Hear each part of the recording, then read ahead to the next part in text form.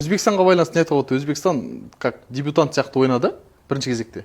Вообще топтан шықпайды. Өте қорқып бастады ойынды ше, өте қорқып бастады. Сосын бірінші голдан кейін, вот 7-ші минутта болды ма, бірінші гол Португалияның сапынан.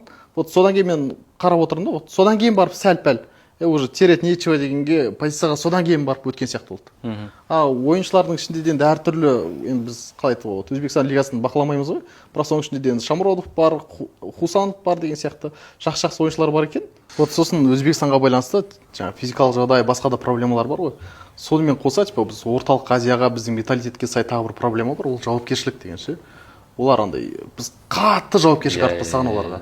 Мысалы, қарап отырасың да, біздің анау Реал Мадридпен ойнаған кезде қайраттың ойыншылары сияқты. Боксқа жіберген кезде сондай болады ғой. Жандырып жіберетін ше. Кәдімгі үстіне жүктерді асып тастайды ғой, андай проще қарамайды да ойыншылар. Вот сол мен кеше де сол как анау қайраттың ойыншылары болды ғой Реалмен ойнаған кезде ше. Либо мен айырылып қалмайын доптан деген сияқты ше, мен құтылсам болды деген сияқты. Өзіне келеді топ. Өзбекстан ойыншыларында да дәл сондай көресің что. Келеді андай сразу құтылу керек топтан. Алға қарай теуіп, әйтеуір мен қорқыныш. Мен крайний болып қалмайын деген сияқты ше.